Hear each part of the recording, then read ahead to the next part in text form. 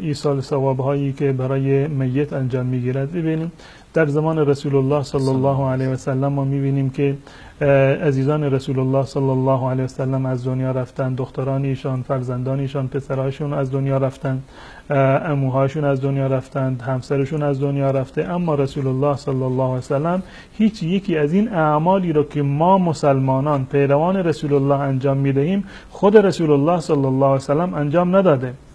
رسول الله صلی الله علیه و سلم هیچگاه برای هیچ یکی از عزیزانش جلسه ختمی یا ترحیمی رو نگرفتند.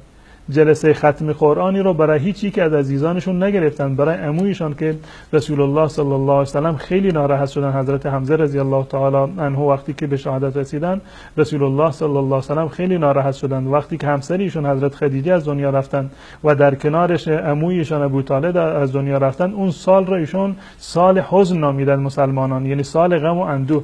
اما بازم ثابت نشده که رسول الله صلی الله علیه و سلم برای همسر خودشون جلسه ترحیمی بگیرند، ختمی رو بگیرند، یا به قول این دوستامون دوره بکنند یک چیزی رو، یا مثلا قرآن رو بخونند ببخشند، یا غذایی رو در میان مردم تقسیم بکنند. چون این چیزی از رسول الله صلی الله علیه و سلم ثابت نشده و اینها بدعت هایی هست و خرافاتی هست که در واقع این به دامن اسلام چسبیده و اسلام رو بد شکل در واقع جلوه داده که مجموعی از این در واقع خرافات هست. این گونه نیست، بلکه در این مورد رسول الله صلی الله علیه و سلم به موردی که توصیه کردن متاسفانه ما اون رو فراموش کردیم که اون استغفار برای میت هست، طلب مغفرت هست. برای این که شما بخواهید که به استغفار بکنید برای میتتون، لازم نیست که یک طرف بروید پیش یک مولایی، پیش یک عالمی، پیش یک حاجی صوفی درویشی از اون بخواهید که برای مرده شما دعا بکند. خود شما مگر نمیتوانید این دعا رو بکنید پروردگار پدر و مادر مرا ببخش، به زبان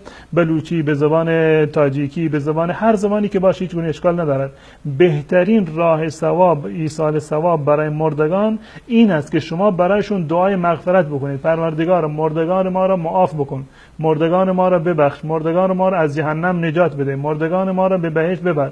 پروردگار از مردگان ما، از این برادر، پدر یا خواهر، هر کسی که از دنیا رفته، دعا بکنید که پروردگار از این مرده ما راضی باشه، اون به بهشت ببر. این بالاترین ثواب را دارد. یعنی از تمام ایصال ثواب ها این روشش بیشتر هست و رسول الله صلی الله علیه و سلم این یک مورد را ذکر کردن: اذا مات ابن آدم انقطع عمله الا من ثلاث. زمانی که یک انسان میمیرد اعمالش ختم میشوند، یعنی ثوابی برای اون نوشته نمیشود مگر در سه مورد. این سه مورد: یک کسی هست که علمی رو منتشر کرده و مردم بعد از مرگش از علم اون استفاده میکنن، یا اینکه یک صدقه جاریه‌ای رو داده، مسجدی ساخته، مدرسه‌ای ساخته، و که بیمارستانی ساخته، خلاصه یک کار خیلی انجام داده که بعد از وفات اون مردم دارن از اون استفاده میکنن. این ثوابش میرسد. او ولد صالح یدعو له، یا فرزند نیکوکاری که برای پدر و مادر دعا بکند.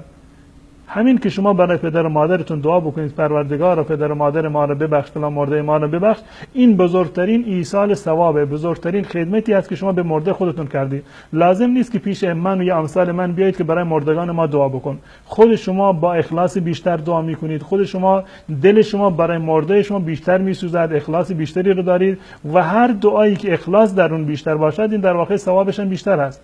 اون مولایی که شما میروید بهش پول میدهید که قرآن بخواند، این عمل حرامی هست. و اون مولایی که به خاطر پول دعا میکند تا اون دعایی که خود شما با اخلاص میکنید زمین تا آسمان فرق میکنه. هیچ اونان قابل مقایسه نیستن. پس بنابراین تمامی این بدعات و این خرافات رو انسان باید ترک بکند. نه چلی هست، نه 4 ماهی هست، نه سالی هست و نه دعوت گرفتن هست و نه دوره کردن. هیچ چیزی در شریعت اسلامی چنین چیزی وجود ندارد و در هیچ یکی از کتاب‌های فقهی، یعنی از مذاهب ائمه اربعه هم نیست. نه مذهب امام ابو حنیفه چنین چیزی هست، نه مذهب امام شافعی، امام مالک، احمد ابن حنبل.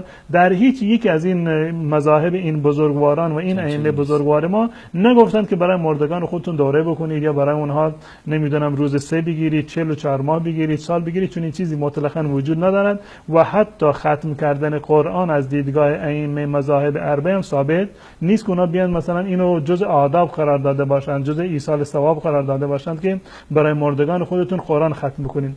اگر میخواهید که بر سنت رسول الله عمل بکنید و اگر میخواهید واقعا به مردگانتون ثواب برسد، راهش همون چیزی هست که رسول الله صلی الله علیه و سلم بیان فرمودند که می توانید که به جای اونها و در واقع حج بروید، عمره بکنید یا صدقه بدهید، یا این که برای اونها دعا بکنید که هیچ گونه خرج و هزینه هم برای شما در واقع ندارد و بهترین راه دعا کردن برای مردگان.